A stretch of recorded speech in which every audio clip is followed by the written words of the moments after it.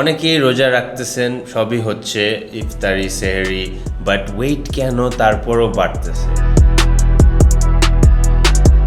ইফতারিতে আমাদের মেইন যে ইস্যুটা হচ্ছে যে খালি পেটে অনেকক্ষণ আমাদের বডিকে স্টারভেশন মোডে নিয়ে যাই। তারপরে যখন আমরা একটা high carb high fat meal নেই, বডি তখন সাথে সাথে it soaks it up like a sponge, survival mode থেকে খাবার পায়, স্টোর করা শুরু করে স্বাভাবিক। আপনারা সবসময় আপনাদের ইফতারি খুলবেন যে হাই ফাইবারাস এবং হাই প্রোটিন মিল দিয়ে, ধরেন ডিম, দই অথবা some sort of high fibre like oats.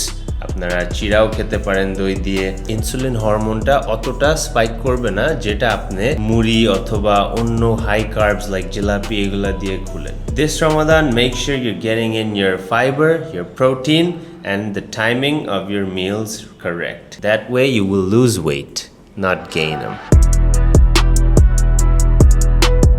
চেয়ারে বসে যদি আপনি নিজেকে 15 থেকে 20 মিনিট দেন, তাহলে আপনার ঘুম বেটার হবে, ফ্যাট কমবে এবং you have more energy throughout the day. Chair squats, কিছুই না, হাত নিয়ে 1 2 3 4।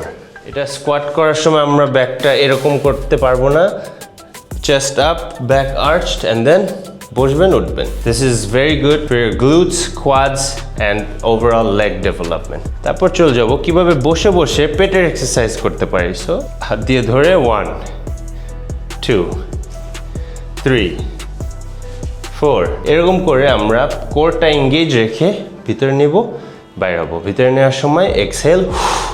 সো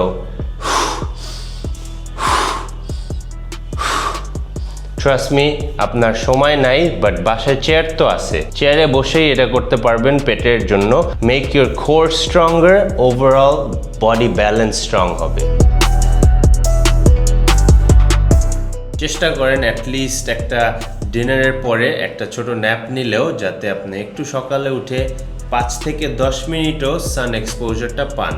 এতে আপনাদের মুড এলিভেটেড হবে এবং আমাদের চোখে যখন রেটিনা সানলাইট সেন্স করে, তখন রাতে ঘুমও একটা নির্দিষ্ট টাইমে চলে আসে। The whole day you feel less lethargic, and রাত হলে আপনার ওই টায়ার্ডনেসটা আসবে, যেটা সকালে আসবে না।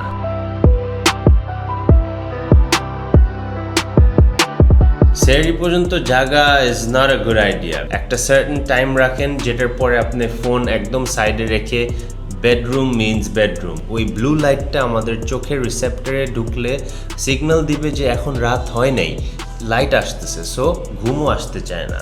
মোস্ট ইম্পর্টেন্ট হচ্ছে আপনি প্রপার গ্রোথ হরমোন সিক্রিশনটা হয় ওই রাতের পিরিয়ডটায়। যদি ওটা মিস হয়ে যায়, আপনি ওই দিন আর ওই গ্রোথ হরমোনের ডোজটা অপটিমাল পাচ্ছেন না।